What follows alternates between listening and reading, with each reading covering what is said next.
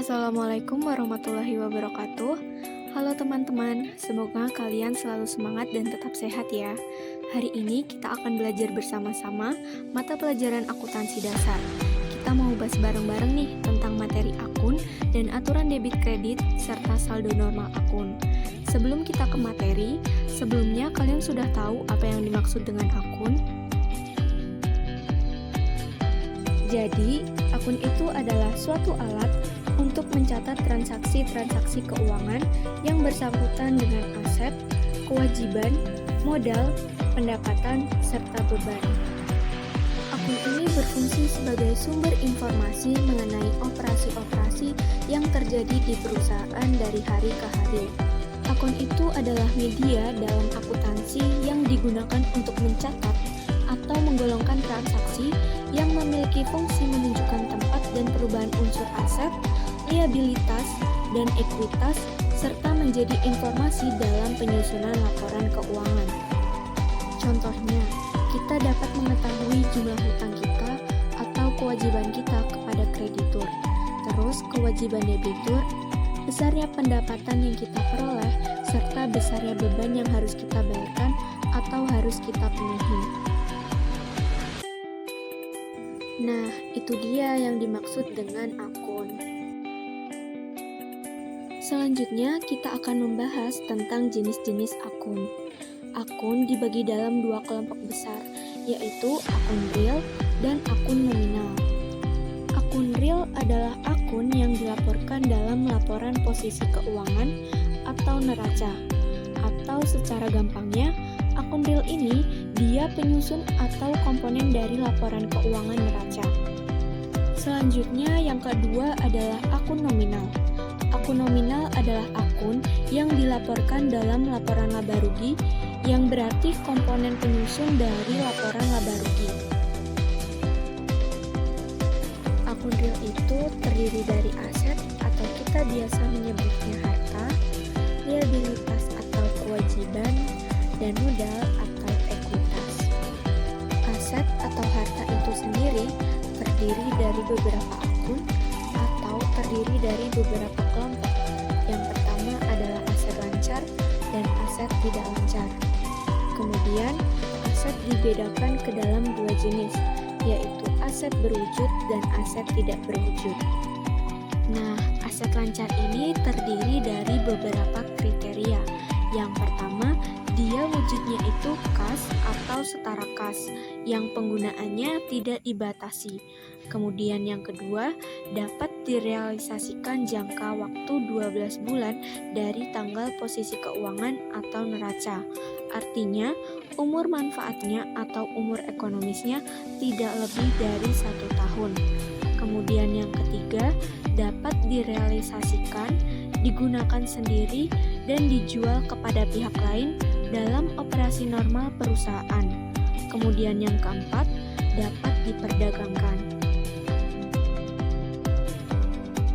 Aset lancar terdiri dari kas dan setara kas, investasi jangka pendek seperti efek sekuritas dan sekuritas, ekuitas yang dapat diperjualbelikan, utang dagang, persediaan, perlengkapan, dan biaya dibayar di muka.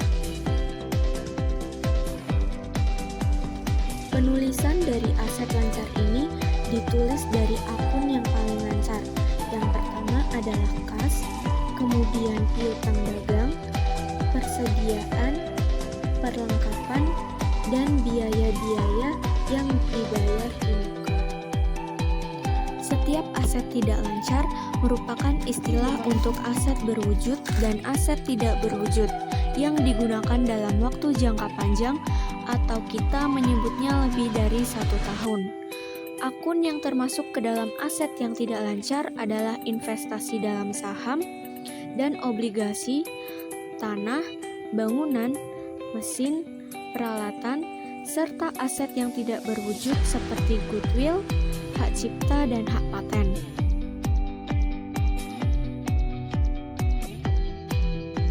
Selanjutnya adalah liabilitas atau kewajiban, atau kita gampang menyebutnya itu adalah utang.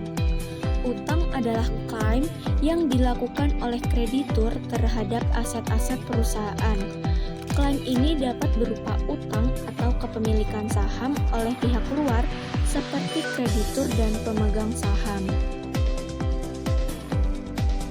Selanjutnya yang ketiga adalah modal atau ekuitas perusahaan. Modal didapat dari aset dikurangi dengan kewajiban. Kalian masih ingat tentang persamaan dasar akuntansi kan? Ekuitas dalam perusahaan perseorangan terdiri dari dua macam, yaitu modal dan prif. Prif itu adalah pengambilan aset lainnya oleh pemilik yang akan digunakan untuk kepentingan pribadi. Prif ini dia akan mengurangi jumlah dari modal pemilik. Selanjutnya adalah akun nominal, yaitu akun yang dilaporkan dalam laporan laba rugi, terdiri dari beban dan pendapatan. Akun yang termasuk ke dalam pendapatan adalah penjualan, pendapatan jasa, pendapatan bunga, dan pendapatan sewa. Sementara akun yang termasuk ke dalam beban adalah beban gaji, beban sewa, beban perlengkapan, dan beban lainnya. Nah, sekarang akan ke materi aturan pendebetan dan pengkreditan akun, serta kita akan membahas tentang saldo normal sebuah akun. Kemarin kita sudah belajar tentang persamaan dasar akuntansi. Kalian masih ingat ada dua sisi kiri dan sisi kanan. Sisi kiri itu kita bisa menyebutnya dengan istilah debit, sedangkan sisi kanan kita menyebutnya dengan istilah kredit. Perubahan di sisi debit harus sama dengan di sisi kredit. Jadi, persamaan dasar akuntansi kemarin yang kita pelajari yaitu persamaan antara sisi debit dan sisi kredit yang menjadi dasar bagi sistem pembukuan berpasangan atau yang sering kita sebut dengan double entry. Sistem double entry memberikan pengaruh ganda dari setiap transaksi yang terjadi. Dalam sistem ini, transaksi yang terjadi akan dicatat pada debit dan kredit dalam jumlah yang sama, sehingga menyebabkan jumlah debit dan kredit hasilnya sama. Untuk memudahkan kita dalam melakukan pencatatan dengan sistem pembukuan berpasangan, kita mengkredit dan saldo normal akun yang harus kita pelajari dengan seksama. Nah, secara sederhana, debit adalah pencatatan akuntansi yang terjadi kondisi di mana aset dan biaya bertambah atau saat utang dan modal berkurang. Dalam akuntansi, debit berada di sebelah kiri. Selanjutnya, kondisi kredit, yaitu pencatatan akuntansi saat terjadi kondisi di mana liabilitas dan ekuitas bertambah atau aset dan biaya berkurang. Kredit berada di sisi sebelah kanan.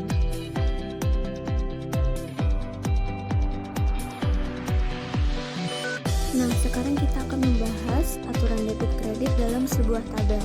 Perhatikan tabel tersebut. Di situ terdapat tabel nama, akun debit kredit, serta saldo kolom yang nama akun terdiri dari 5 akun besar atau 5 akun utama, yaitu aset, liabilitas, ekuitas, pendapatan, serta beban. Nah, akun aset ini ketika dia bertambah, maka saldonya akan berada di sisi debit, sedangkan berkurang akan berada di sisi kredit, karena saldo normalnya adalah debit. Selanjutnya adalah akun liabilitas, atau kita biasa menyebutnya dengan kewajiban atau utang. Kalau akun ini bertambah, dia justru berada di posisi kredit. Dan jika berkurang, akan berada di posisi debit, karena saldo normalnya adalah kredit. Selanjutnya yaitu akun ekuitas atau modal. Akun ini sama seperti akun utang, yaitu jika bertambah akan berada di sisi kredit, sedangkan jika berkurang akan berada di sisi debit, karena saldo normalnya adalah kredit. Kemudian pendapatan sama dengan liabilitas dan ekuitas, karena saldo normalnya adalah kredit. Dan yang terakhir adalah beban, di mana saldo normalnya adalah debit. Perlakuannya sama dengan akun aset. Oke, sekarang akan saya jelaskan bagaimana caranya untuk memahami aturan perdebetan dan pengkreditan dengan menggunakan telapak tangan atau dengan menggunakan 5 jari. Nah, tadi sudah kita bahas, akun itu kan terdiri dari 5. Ada akun aset atau harta, ada liabilitas atau kewajiban, ada ekuitas atau modal, pendapatan, dan beban. Nah, ini masing-masing diwakili oleh jari kita.